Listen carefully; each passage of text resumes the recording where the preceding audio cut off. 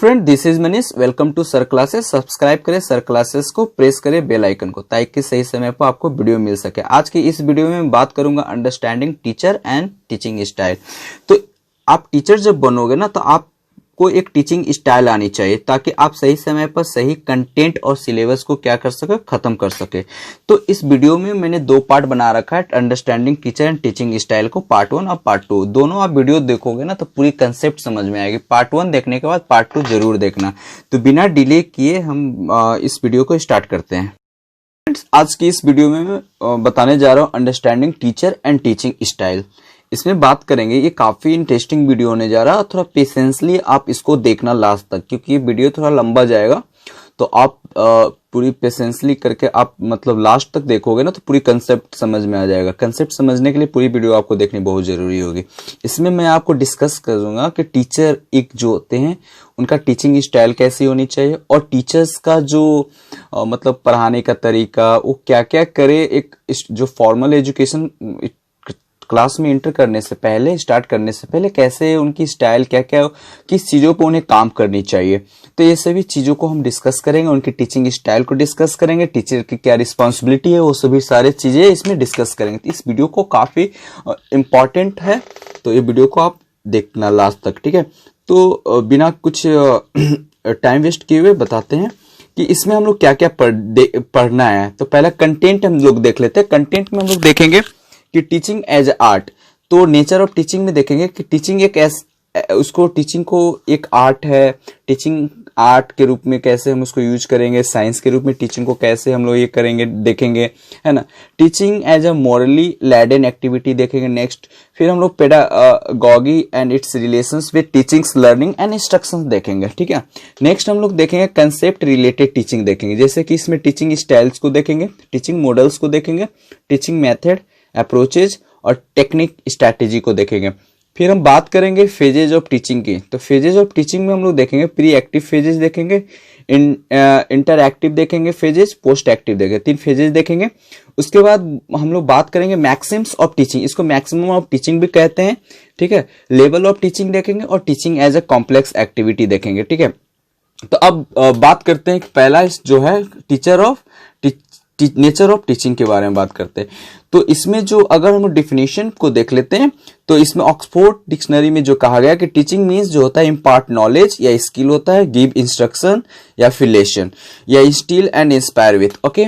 तो इसमें हम कह सकते हैं कि we can say that teaching is an activity and facilitates learning. यानी मतलब टीचिंग एक एक्टिविटी है जो लर्निंग को फैसिलिटेट करता है, लर्निंग को एक दिशा देता है। और टीचर जो होते हैं एक फैसिलिटेटर का वर्क करते हैं, हु ट्राई टू सेटिस्फाई, है ना। वो सोचते हैं कि एजुकेशन ऐसे लर्नर को प्रोवाइड किया जाए जो सेटिस्फाइडियल हो, मतलब such a manner that they play important and positive role upliftment of society. यानी सोसाइटी में रहकर एक ऐसी शिक्षा को प्रोवाइड करना चाहते हैं जो सेटिस्फाइड प्रोवाइड करे। इस सभी चीजों को देखकर एक टीचर की रिस्पॉन्सिबिलिटी काफी बड़ी बन जाती है। तो ये उनके कंधे पे एक रिस्पॉन्सिबिलिटी रख दी जाती है, फ्यूचर मतलब जो फ्यूचर ऑफ एनी सोसाइटी, एक बच्चों को अपलिफ्टमेंट करने का, उनको उनकी भविष्य बनाने का, ये सब सारे चीजें जो होती है ना एक टीचर के कंधों पर डाल दी जाती है। तो they have justify their profession and the role of teacher is full of diversity, okay. The learner look up to them as ideal, है ना। तो टीचर को जो लर्नर्स होते हैं ना वो एक आइडियल मानते हैं, आइडियल के रूप में देखते हैं, एक मॉडल, रोल मॉडल के रूप में देखते हैं, गाइड के रूप में, गाइडर के रूप में देखते हैं, मेंटोर, सुपरवाइजर और मच मोर, और भी बहुत सारी चीजें, ठीक है। जब एक आप टीचर, अच्छे टीचर बनते हो तो लर्नर की ओवरऑल डेवलपमेंट होनी चाहिए, जैसे कि फिजिकल डेवलपमेंट, है ना, mental development, emotional, social, moral. इस तरीके से अगर डेवलपमेंट हम सोचकर लर्नर को पढ़ाएं तो वो ग्रैप्स करेगा कोई भी चीजों को। तो देखते हैं कि टीचिंग कैसे एक आर्ट है। तो इस पॉइंट को देखते हैं, डील करते हैं टीचिंग एज अ आर्ट। तो teacher activity are dynamic, that is they are influenced by various quality, है ना। वो अलग अलग क्वालिटी से क्या करता है, इन्फ्लुएंस करता है लर्निंग को, टीचिंग को, and continuous and change the accordingly. They are not performed in strict routine and regimes, okay. तो वो जो होते हैं वे लोग जो मतलब टीचर्स, यहाँ पर बात हो रही है कि वो जो मतलब एक आर्ट है, तो आप रूटीन जो होते हैं उसको आप स्ट्रिक्टली आप फॉलो नहीं करोगे, है ना। टीचर्स कैसे आर्ट है, एक टीचिंग कैसे आर्ट है, इसको देखते हैं कि teachers with good aesthetic sense, उनके पास एक good with a good aesthetics usually incorporate them in teaching। जैसे कि हम बात करते हैं कि the end of the teaching is not pre-decided, the end of the teaching यानी जो मतलब कह सकते हैं कि pre-decided, it is often created in the process। यानी जब हम लोग टीचिंग या फिर आप टीचिंग करते हो या फिर एंड करते हो टीचिंग, तो वो कंडीशंस में क्या होता है कि आप मतलब प्री डिसाइडेड जो करके जा रहे हो उसके बीच में बहुत सारे ऐसे चीज टर्म आते हैं, टर्मिनोलॉजी, उसको जो समझाना होता है।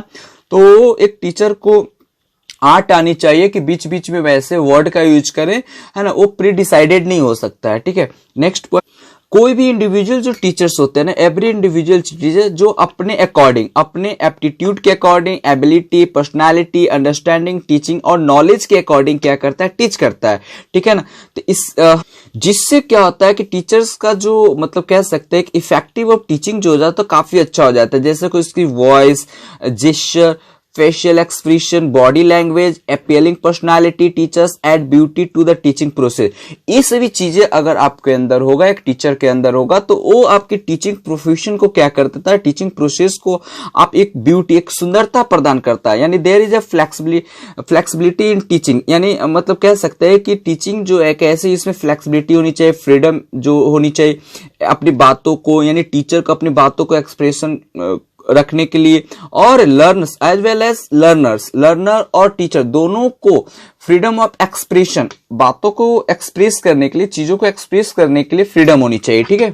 और टीचर में ये क्वालिटी भी होनी चाहिए कि भाई वो अगर कोई क्रिटिसाइज उनको करते हैं या फिर कोई अप्रिशिएट करते हैं, दोनों चीज गिव स्कोप फॉर क्रिएटिविटी, यानी उनके अंदर में दोनों चीज को एक्सेप्ट करने का एबिलिटी होनी चाहिए। यानी क्रिटिसाइज कर रहे हैं तो उसको भी एक्सेप्ट करें और अप्रिशिएट करें उसको भी स्वीकार करें, हंसी हंसी, ओके। अब हम बात करते हैं टीचिंग एज अ साइंस। जो बहुत सारे जो शिक्षा शास्त्री है, जैसे एजुकेशनिस्ट जो है, वो फील करते हैं ऐसा कि टीचिंग एक क्या है, टीचिंग जो एक साइंस है, is a science, it is systematic and logically planned. जो टीचिंग जो है एक सिस्टमैटिक तरीके से टीच किया जा सकता है, लॉजिकली प्लान्ड है, executed in the class, okay, execute किया जा सकता है क्लास में। टीचिंग जो बिगिंस, मतलब टीचिंग स्टार्ट करने से पहले हमें एक ऑब्जेक्टिव फिक्स करनी चाहिए और उसे उस डिजायर्ड उस ऑब्जेक्टिव को हमें क्या करना चाहिए, मतलब अचीव करने के अंडर द टाइम। और बोल सकते हैं कि जो टीच कर रहे हो behaviour change in the learn, यानी लर्नर में कुछ चेंज होना, इस साइंस टेक्निक होनी चाहिए, साइंस टूल्स हमारे पास, जो all the tools related to science technique and strategies जो आर प्लान्ड बिफोर हैंड, हमारे हाथ में होनी चाहिए। मतलब आप कह सकते हैं ऐसे कि आप टीच करने से पहले आपके पास है सभी टूल्स, टेक्निक, स्ट्रेटेजी प्लान्ड होनी चाहिए, मतलब टीच करने से पहले, ठीक है। नेक्स्ट हम बात करते हैं, can not forget that after all the content of class level has be transferred with in the limit time. तो हमें ये मतलब कंटेंट को, जो कंटेंट ऑफ क्लास लेवल, जो क्लास आप पढ़ाने जा रहे हो उस क्लास से रिलेटेड जो हमारा कंटेंट होता है, वो आप क्या करो, एक लिमिट, जो मतलब जो आप समय दिया गया उस समय में आप अपने कंटेंट को फिनिश करने की आपके पास टेक्निक होनी चाहिए, ठीक है। तो टीचर हम लोग कह सकते हैं कि we can say that finally the teachers observe dual role and a teacher, ठीक है, and a teacher must balance both of them so that the main objective of education, okay, it is a fulfilled successfully whenever, जब कभी and wherever required, है ना। The role of teaching should be interchange, ये the role of teaching जो होता है interchange भी हो सकते हैं according to the situation, according to requirement, okay. अब हम बात करते हैं कि teaching as a morally laden activity, ये कैसे इस टॉपिक को हम लोग डील करते हैं, ठीक है। तो the teacher has an important role play attain his aim. In other words, you can say that it is not a wrong to say that teaching is morally laden profession. ये कहना गलत नहीं होगा कि टीचर्स पर ही वो जिम्मेवारी दे दी जाती है, नैतिकता की जो मतलब बच्चों के अंदर में डालना है वो टीचर को ही करना रहता है। ये क्लासरूम का जो इन्वायरमेंट है वो आपको कैसा बनाना है, इट टोटली बिकेम एकेडमिक और मोरल डेवलपमेंट, है ना, हैज टेकन। अब बात करते हैं the learner also need teacher who impart them content knowledge properly and nothing else, है ना। जो लर्नर्स होते हैं ना वो चाहते हैं कि टीचर उन्हें कंटेंट नॉलेज जो उनके अकॉर्डिंग टू सिलेबस प्रोवाइड करे और कुछ नहीं। ऐसा हो मतलब बच्चे एक्सपेक्ट करते हैं अपने टीचर से। The classroom teaching should be value laden activity that is they form intrinsic part of education. ठीक है, अब इसमें कह सकते हैं कि क्लासरूम जो टीचिंग वो वैल्यू लेडेन एक्टिविटी होनी चाहिए। द नेक्स्ट पॉइंट है कि the teacher has to decide by what method it can be achieve, यानी टीचर को डिसाइड करने का एक अधिकार होनी चाहिए कि वो किस मेथड से अपना टीच करे या किस चीजों से पढ़ाएं ताकि बच्चे ज्यादा से ज्यादा चीजों को सीख सके। Any content is a taught class should be also have some value based on look for explanation, यानी जो हमें जो पढ़ाना है कंटेंट वो क्या होनी चाहिए, वैल्यू बेस्ड होनी चाहिए और उससे एक्सप्लेनेशन करने के लिए हमारे पास टेक्निक भी होनी चाहिए, है ना। कह सकते हैं कि इसमें मोरालिटी यानी मोरल वैल्यू दिखनी चाहिए and this can incorporate during teaching. लेकिन कभी कभी क्या होता है कि जब हम इस टाइप का यानी मोरल से रिलेटेड अगर चीजों टॉपिक को स्टार्ट करते हैं तो ये बच्चे जो होते हैं इनकॉर्पोरेट करते हैं, है ना, टीचिंग के टाइम में और क्लास को डिस्टर्ब करते हैं। तो इस टाइप से हमने उन्हें बताना है कि ताकि वो डिस्टर्ब ना करे, इंटरेस्टिंग जगाना और चीजों को रियल लाइफ से जोड़कर बताना चाहिए टीचर। तो टीचर के पास ये चैलेंज है आज के डेट में कि बच्चे आजकल जो मोरल चीजें होती है ना वो मोरल एस्पेक्ट को नहीं सीखना चाहते। तो टीचर को ये चैलेंज है, टीचर के पास ये चैलेंज होती है कि भाई टीचिंग प्रोसेस जो आप कर रहे हो उसमें मोरल एस्पेक्ट को क्या करो, ऐड करो। अब नेक्स्ट बात करते हैं, to achieve this following strategy can be adopted. अब इसको कैसे हम लोग अचीव करें, इस स्ट्रैटेजी को कैसे एडॉप्ट। जो करिकुलम हम लोग को डिजाइन किया जाता है उसमें एक्चुअली क्या होनी चाहिए कि design such that moral and ethical aspect in integrated in it. Okay, next बात करते हैं कि teaching should be made effective so that character development, यानी जो टीचिंग जो होनी चाहिए वो कैसा एक इफेक्टिव होना चाहिए जिसमें character development is one of the behaviour outcome of the learner, यानी कैरेक्टर डेवलपमेंट से रिलेटेड चीजों को आप उसमें डालो ताकि उनकी बिहेवियर जो आउटकम यानी लर्नर की बिहेवियर बाहर निकल कर आए, है ना, अच्छा हो सके।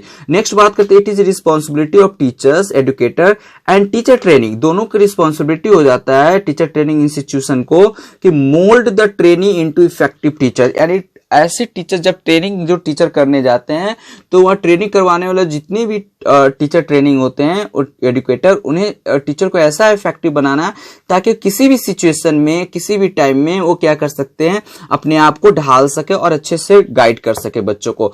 Only teacher can help the learner to develop the bond with their school similar to they have their home, that is sense of belongingness is to be developed.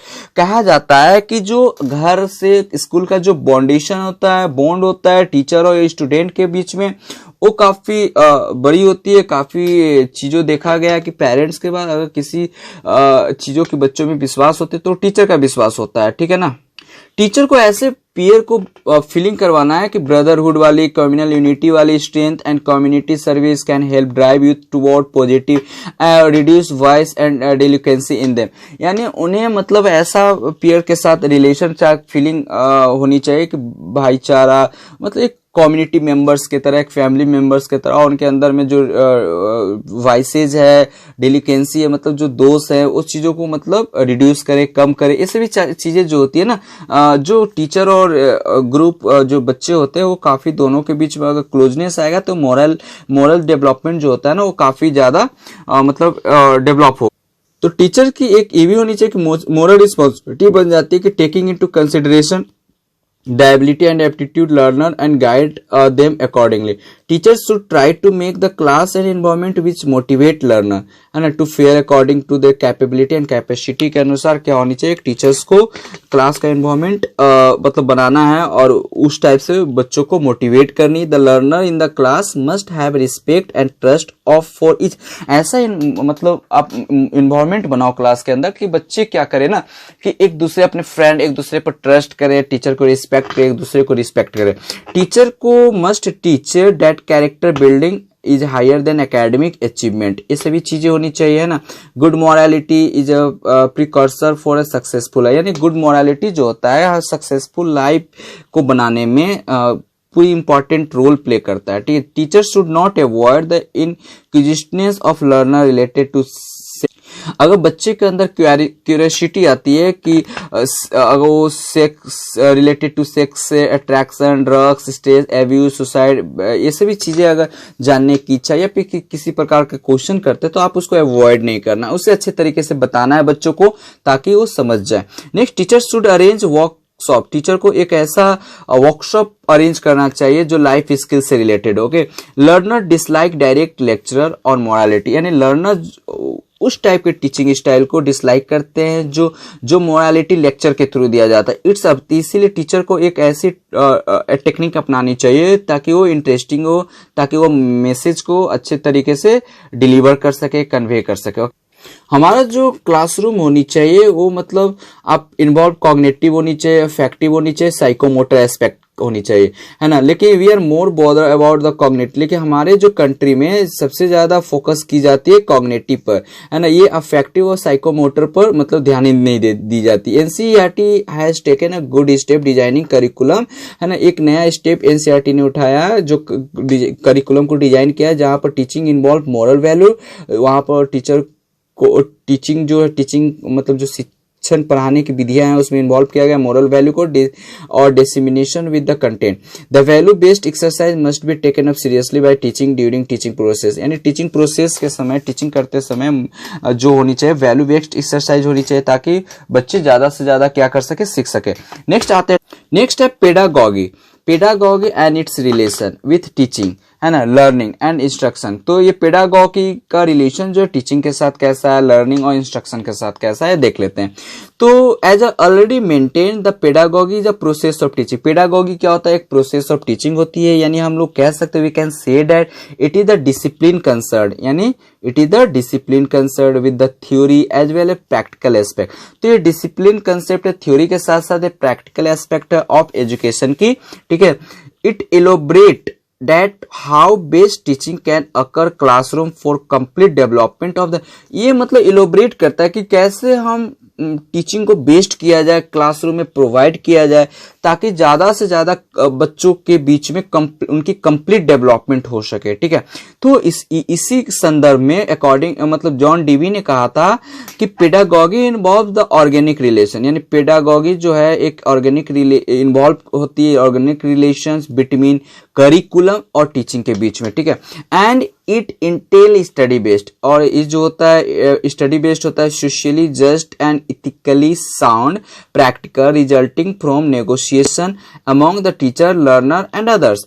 Now pedagogy involve step which begin the moment is assigned the work of teaching any subject. It can be represent as pedagogy जो होता है इस सभी involve होते हैं which begins moment, हम लोग जो moment को स्टार्ट कर सकते हैं which assigned the work teaching any subject, it can represented as follow, इस चीजों को हम लोग देख लेते हैं। टीचर की पर्सनालिटी होनी चाहिए, मतलब टीचर के पास अच्छी पर्सनालिटी, उनके पास कंटेंट का नॉलेज होनी चाहिए, कम्युनिकेशन स्किल होनी चाहिए, बिहेवियर स्टाइल, ये सभी कंडक्ट और कैरेक्टर होनी चाहिए अच्छी वाली, है ना। ऑर्गेनाइजिंग वेरियस एक्टिविटी, उनके पास ऐसे एबिलिटी होनी चाहिए ताकि वेरियस एक्टिविटी को ऑर्गेनाइज कर सके, जैसे planning the format of teaching, logical arrangement of content, use of supporting aids वगैरह। ओके, डिसेमिनेशन यानी dissemination of the content, teaching का जो कंटेंट की बात कर रहा है according to their step, okay. Using reinforcement the and motivation increasing interaction, giving stimulus variation and maintain interest creativity, okay. Evaluation of achievement and learner through oral and written test, है ना। Evaluation of जो learner की जो achievement होता है उसको evaluate कर सकते हैं थ्रू किसके थ्रू, ओरल और रिटन टेस्ट के थ्रू, ऑब्जर्वेशन और कंटिन्यूअस क्लास इवेल्युएशन के through, see the positive change in behaviour. ये सभी चीजों से क्या कर सकते हैं, उसका इवेल्युएट कर सकते हैं एक लर्नर का।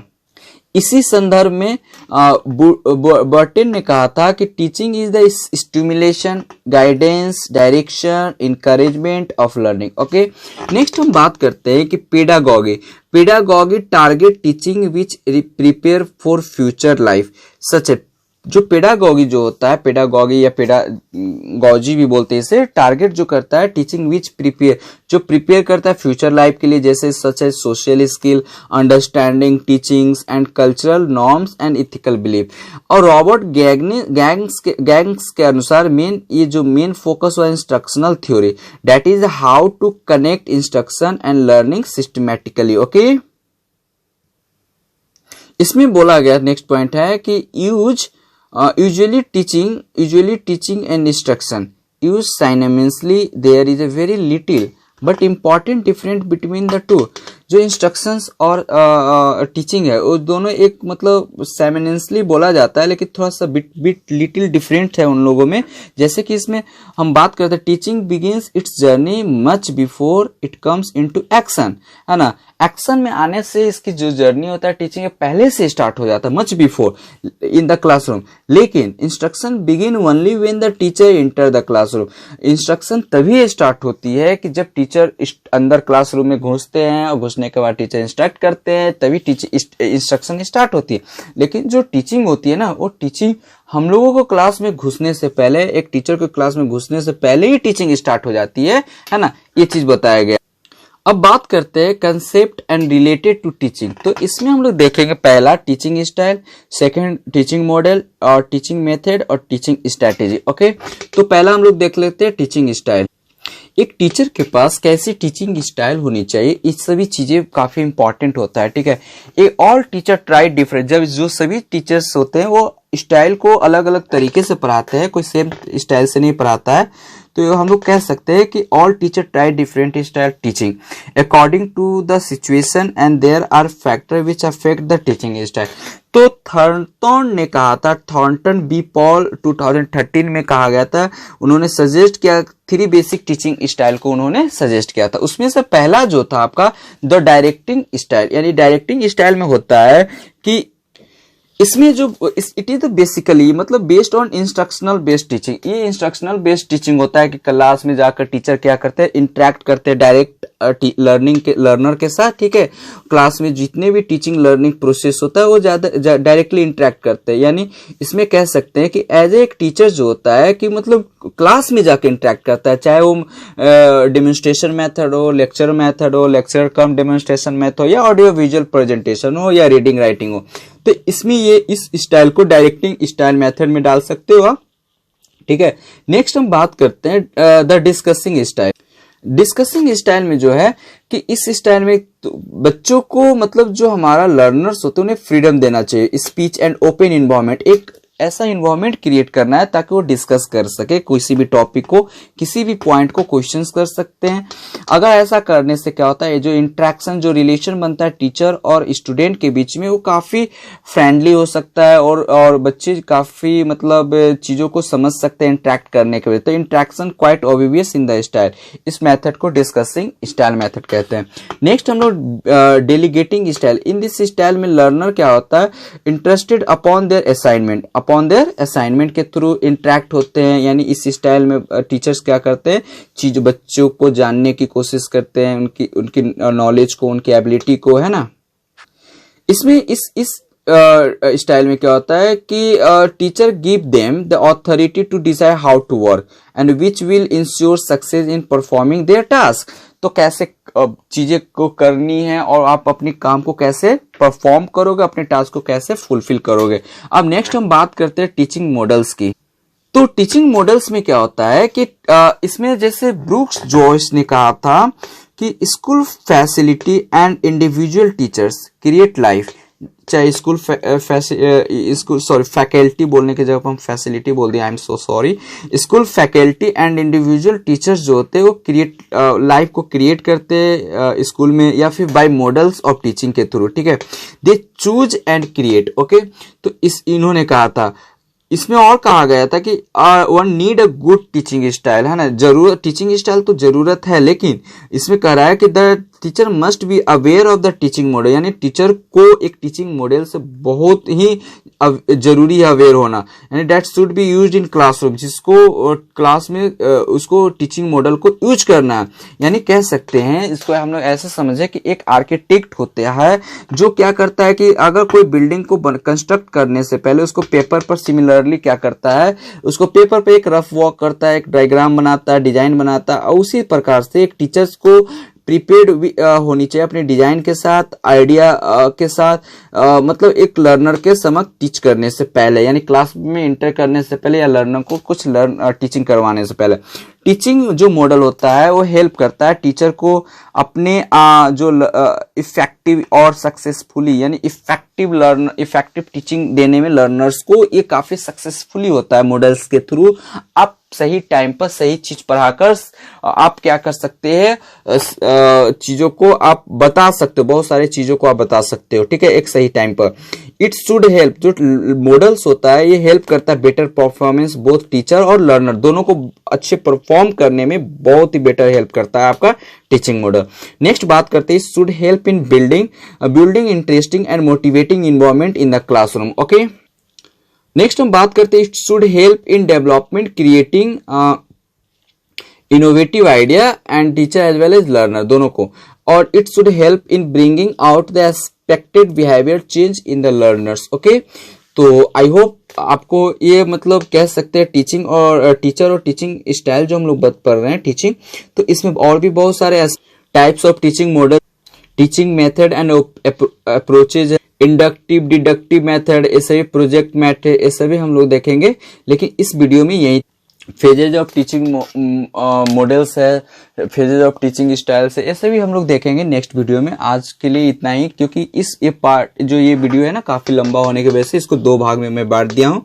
तो आप नेक्स्ट वीडियो जरूर देखना, ताकि पूरी कॉन्सेप्ट, जब तक आप फर्स्ट और सेकंड दोनों वीडियो आप नहीं देखोगे तो टीचिंग और टीचिंग स्टाइल जो है ना, टीचर और देयर टीचिंग स्टाइल, आपको कंसेप्ट क्लियर नहीं हो पाएगा और प्रॉब्लम क्रिएट होगा। तो नेक्स्ट वीडियो के साथ फिर मिलते हैं, बाय बाय, टाटा।